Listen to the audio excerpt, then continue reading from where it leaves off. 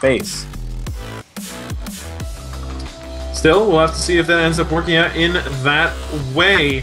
In the upper right corner, in this first in the best of 3 reset, we have our green Protoss being played by Believe. And over on the bottom left, we have our red Zerg player coming from the winner's bracket. Now, it is his last possible best of 3 for the night. It is SteAdfaSt. SteAdfaSt putting the Overlord forward, and seemingly he's just building up his economy, not doing anything too crazy with it yet. He's building a second Overlord, as he should, instead of doing the tricky shenanigans he did last time. And we got our Protoss player just building up his probes, getting his economy up and running as well. Believe, playing like you normally expect him to do. SteAdfaSt is, again, just building as many drones as possible. He's getting his economy up and running. What do you think these opening moves are going to be like right now? We got a pylon kind of put a slight distance away from the main base right now for the Protoss player. What does that suggest? It's not super far forward like a proxy pylon, but it's put into a position where it can be used to defend the ramp better. Probably going to be going for a gateway first, and then one gate fast expand kind of deal coming from our Protoss player. As well as on a map like this where you've got a very long main base, you want to be able to see either end of it just in case anything should go wrong. Do have a drone scout coming in from SteAdfaSt, and it is going to be hatchery first from our Zerg player as well. And I believe actually going to be going for the Nexus first, it appears, but there is a drone here that will be blocking the placement of that Nexus. Yeah, and the probe is just going to go ahead and play, tag the drone as much as it possibly can. And the drone is just being a frustrating nuisance as it finally starts to go down. One more attack should be enough to end its life, and it decides to escape instead. It delayed the Nexus by at least a little bit, and down goes another pylon to go ahead and maybe block that particular entryway off too. Now, there's a probe that's finally coming to scout out our Zerg player, SteAdfaSt. And what is this? Hatchery being built on the gold minerals in the middle of the map. SteAdfaSt going for an extremely risky play. Yeah, he's going for a 3 hatch before pool, with one being almost all the way across the map. He didn't even go for the closer gold minerals. He went for the one that was farther away, and I feel like this is actually a good decision because you normally wouldn't check for that because you're like, this is my gold base. Why would you have it? So, it's probably better, actually, for SteAdfaSt. It's less likely to get scouted. If it doesn't get scouted, it can do a pretty good number, I think. And that's, like you said, it's probably a good decision overall. And I think that kind of risky play is what's going to throw Believe off of his usually tacit and very steady demeanor when it comes to his play style. I'm excited to see if this pays off or not. This probe still has not scouted it, and it's not going to see it. This gold mine is not going to get spotted before it starts to actually do something. Yep. And right now, he's just going to be getting his Mothership Core, going to be getting Warp Gate. And I'm curious to see what kind of comp we're going to be getting out of this 3-base play. We do have a single evolution chamber, so I feel like... Okay, yeah, we're going to be getting +1 melee attacks. So just a lot of Zerglings coming out from SteAdfaSt here. And that gold base is now up. It's going to be getting a handful of drones, but we've got a Stargate coming out from Believe.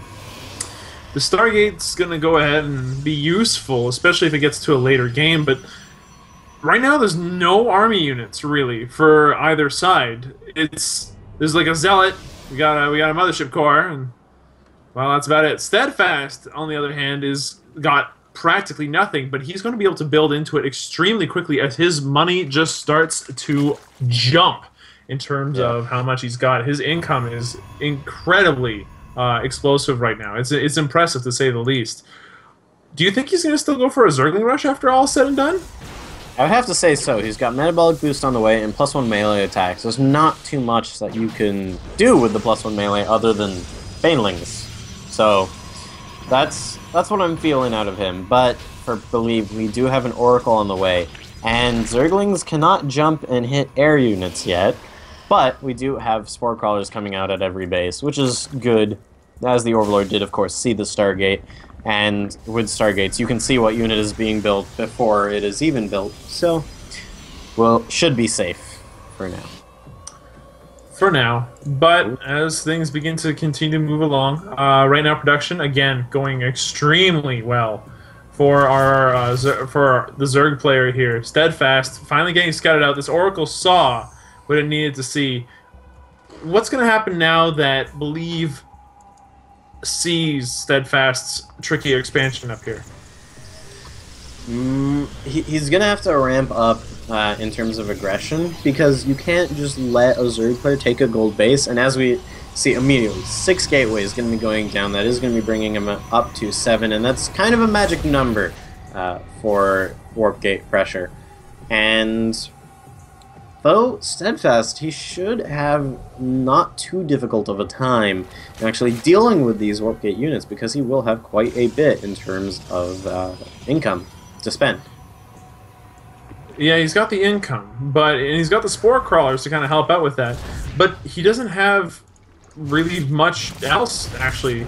He's just started to mutate his hatchery into a lair as main base. He's got a ton of Zerglings, but they're being put under pressure by these oracles, which are now all over the map.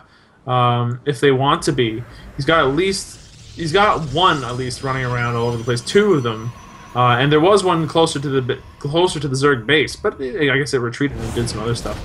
Point being, the Protoss have a lot of ability to just kind of poke around at the Zerg and start harassing them.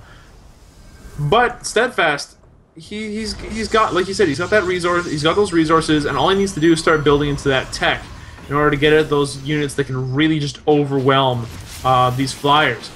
Whether or not that's going to end up happening is another question entirely, though, as Believe starts bringing in sentries, stalkers, oracles, and a couple of zealots to start haranguing and dealing damage to this gold expansion. He's going to start bringing himself in. But he's going to have a bunch of Zerglings waiting for him. Or will they? They're all collecting just a bit west of this base. Force fields going down will only catch a single queen. Drones will get pulled away from that gold base. And right now, we've got a lot of sentries still up with a lot of energy on their brains. And, you know, Roachhorn is finishing up, so I think he's trying to wait so that he can get the roaches out. As just Zerglings versus so many sentries is not going to be enough. Particularly when they can divide the Zergling forces in half very, very easily. They've got a decent amount of energy right now.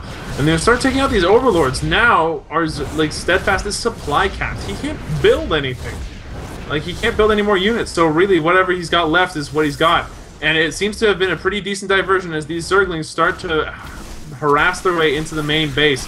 There's a small army of them as they charge over these zealots and tear them to absolute shreds. On the flip side, though, we've got the Protoss army walking into the Zerg base and claiming it as their own. The Roaches, not going to be enough as this force field equipped army is going to start wreaking havoc. The Zerglings eventually getting pushed off by comparison, unable to breach the Protoss defenses. Now it is all up to Believe and his particularly large army to do the rest of the work, and they're going to just completely block the Zerg army from being able to chase.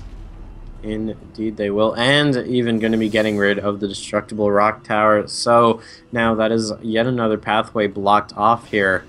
And right now, these Zerglings, they're kind of just out and about with nowhere to go. A couple more Zerglings trying to get morphed in from the larvae that was still remaining from the gold base. And Roach count trying to go up still. A 3rd base is already up, as it was actually the 4th base, but the gold base did, of course, get killed off. And on the flip side, we actually have a Dark Shrine on the way for Believe. So Dark Templare, they're going to be able to put in a world of hurt here for a Zerg player that doesn't have any Overseers.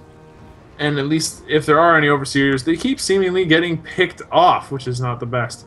The Roaches are now fairly numerous, but still not enough to take on the huge army that we saw there. So I'm a little bit skeptical as to whether or not SteAdfaSt can really do very much. And here comes some Dark Templar as we speak. They're disrupting the formation somewhat. If SteAdfaSt is paying attention to his army, he'll probably have noticed that some of his units got body blocked. But the Dark Templar are putting some work on the hatchery on the bottom right expansion. And we got another Dark Templar that's coming in and just dealing some damage to this main army. It gets instantly destroyed. Yeah. He's absolutely murdered as soon as he gets as soon as they got vision. The other Dark Templar back off as soon as they destroy the hatchery. SteAdfaSt, just with a ton of workers doing absolutely nothing.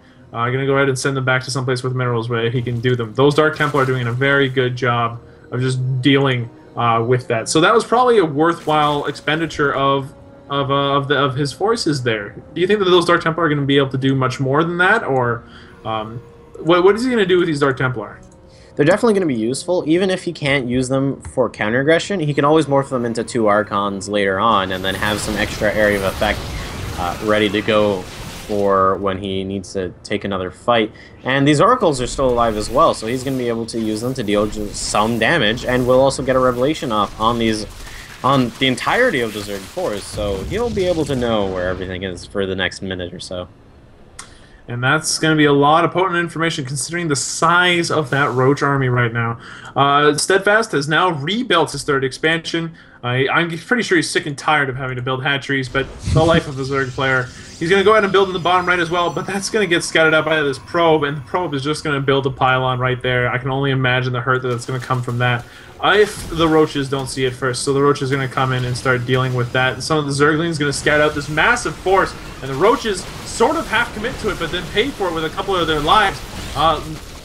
SteAdfaSt needs to go ahead and dedicate his force to a fight, or have him run away. He can't do both. He gets a bunch of Roaches just picked off for no good reason. And this bottom hatchery gets cancelled.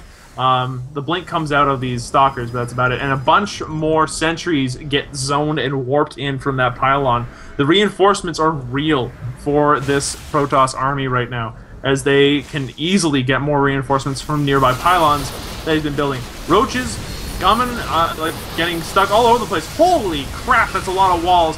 Those Roaches can barely move, let alone breathe. The Stalkers are doing the best that they can, even with the downhill disadvantage here. They managed to put out a decent number of those Roaches out of their misery, and then we're gonna have them wrap around and do something else. And a bunch of reinforcements being warped in, plenty of sentries, plenty of Stalkers. They're gonna start moving up the wall here. A couple of Zerglings gonna get hit, not killed, but the Roaches are coming in. They want to do something here, and then the Oracle's going to come in from behind. The force is split in half. The Stalkers tear apart the Zerg forces as the Roaches that are trying to run away are callously murdered from behind. And by that I mean exterminated. I'm sure the Protoss are a little bit more happy about that idea than I am. But, long story short, these Zerg are having a really hard time. They keep getting split up, and despite the huge amount of minerals that they have and their attempts to come back into this, they are losing, bleeding their forces left, right, and center. The blinking away is causing a lot of the expenditure of the Roaches' attempts at damage to be completely useless, as the damaged Stalkers just blink away and they have to start all over again.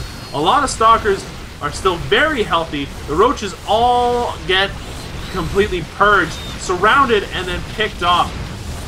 At this point, honestly, SteAdfaSt probably really boned. He's taking a lot of damage, and that's going to be that. SteAdfaSt is going to go ahead and concede it after what seemed to be one of the most ridiculous Protoss forces I'd seen today. Believe going to take that first game in this reset of the upper of the bracket. Yes. Indeed, he will be. And now we're going to have to see. There's one game remaining for our Protoss player, Believe, to win this whole tournament, get the free ticket into Radeon Extravaganza next weekend, as well as, of course, you know, being able to just send himself even higher in the TorCraft point ranking, securing his first place, as there are quite a few competitors next weekend that he'll have to go through that he hasn't seen in a while. The previous TorCraft, Masa wasn't home, so Believe ended up taking that, but, you know, before that, it was always Masa taking every tournament, except when another fellow, Huck, came to town, and from what I understand, Huck is actually going to be present as well next weekend, so that is yet another face that he will have to face. Well, no matter who ends up on top of this particular match series, that last game in particular was really fun to watch, and no matter what happens, if both of these competitors make it go to the next weekend, It's going to be a really cool weekend to watch those tournaments. I'm excited to see that. But before that happens, we still have some games here that we need to do. Yep. We've got game 2 of the second best of 3 that we've done tonight with these two. We've got game 2 coming in between Believe and SteAdfaSt. Believe currently in the lead, 1-0. SteAdfaSt coming in from behind. That was, like, last game, what ended up being Believe's biggest crutch, do you think? And do you think like he needs to do, like, what do you think he needs to do differently this time in order to win? I think SteAdfaSt, what he may want to do is play a lot less greedy. Like, honestly, he was just going so hard economically that the cracks started to show when it came to his army. But we're going to be spawning in here. Game number 2 on Vonnie Research Station. We're spawning on top of our green Protoss player representing Team Extreme Supremacy. It is Believe. And then on the